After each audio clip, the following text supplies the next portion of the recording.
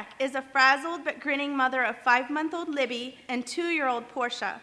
She adores her husband, John, big time. Heather has a long theater background from stage to TV commercials and megachurch dramas. She is a motivational speaker when she is motivated and pretends to run a bit.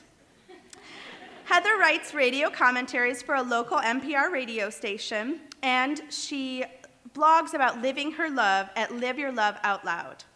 She is grateful to God for many blessings in her life and hopes to raise her girls to love God and be kind to all people.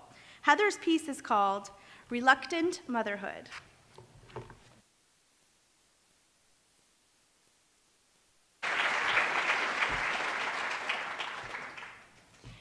I never wanted to be a mama because I knew that came with the kids. I was in college and talking to our janitor who looked like a member of ZZ Top, the beard. And he said something about family and kids, and I said, oh no, I want to do what I want when I want.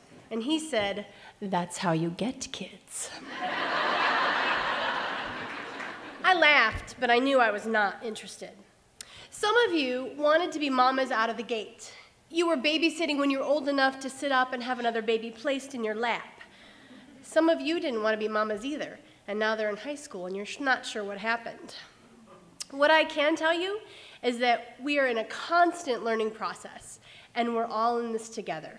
We make lots of mistakes. I'm pretty sure I'm not getting Mother of the Year award this year, or next. Half the time I have no idea what I'm doing. The other half of the time I'm reading parenting books while my sweet child falls off things or feeds rocks to the baby.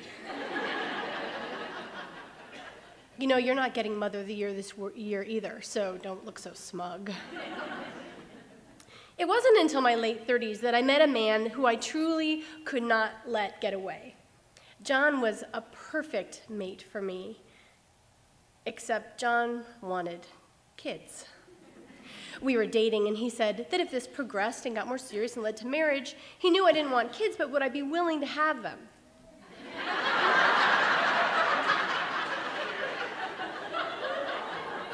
I said I'd be willing to have one, but he'd have to barter for the second. We got married, and I felt at home in my life for the first time. Being loved by John made me feel sweet and let me be weak. He opened my heart and my mind in so many ways. Little did I know that I'd be the one whose clock would start ticking, and I would start chasing him around the house trying to get pregnant sooner than the agreed upon 1-year mark. As a control freak, I started charting my cycles and doing everything I could to help us get pregnant faster. We got pregnant after 2 months of trying, and we're thrilled. We got to the 12-week appointment, and we went in excited to hear the heartbeat, and we found out that I had miscarried at 8 weeks. I didn't have any signs anything was wrong. My belly had started to pooch out, and we were devastated. If you haven't been through this kind of loss, it can be an awkward topic, and that's okay. If you have, then you know some of what we went through. As an upbeat, positive girl, the depression and the helpless crying really took me by surprise. I was grateful that I was able to learn some things through this sad time. The first thing, that I did want to be a mama. And the second, that I did the best thing for all of my babies. The first one we lost, our Portia, and most recently Libby, and that was give them back to God. Life is on loan to us in all its forms, our own, our children, our spouses. I love the quote, becoming a mother is deciding to forever have your heart go on walking outside of your body. I learned from the beginning how true that was. The fear of making it through the first trimester was quickly eclipsed by the fear that something would be wrong with our baby, or it would happen to her later, or later in her life. I realized that becoming a parent, you not only develop this ferocious love for another human being, but you're also so vulnerable and fearful. I don't know how parents do it without a strong faith. That and a lot of chocolate got us through that pregnancy and the next. We had Portia and then Libby, and I don't have to tell most of you what holding your child, adopted, delivered, or otherwise, what it does to your soul, all the way down to your toes. Before becoming a mama, I was so bored and disgusted by parenting conversations.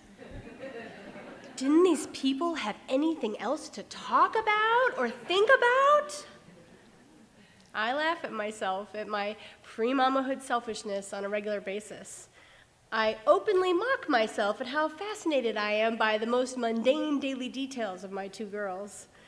I could bore anyone to death with my cloth diapering evangelism, my theories on attachment, parenting, and baby wearing, my breastfeeding fervor. But my two little girls have added more joy to my life than I ever could have imagined. Now, with two tiny girls around, I have a whole new batch of worries, fears, and, yes, reluctance. But I know it will all work out. Some days will be good. Some days will not be my favorite. But the big joke on the old me is that being a mama is way more fun than not being one. It's more everything, isn't it? These little lives have opened my heart and mind in ways that I could almost be embarrassed at how I used to look at mamahood. Almost.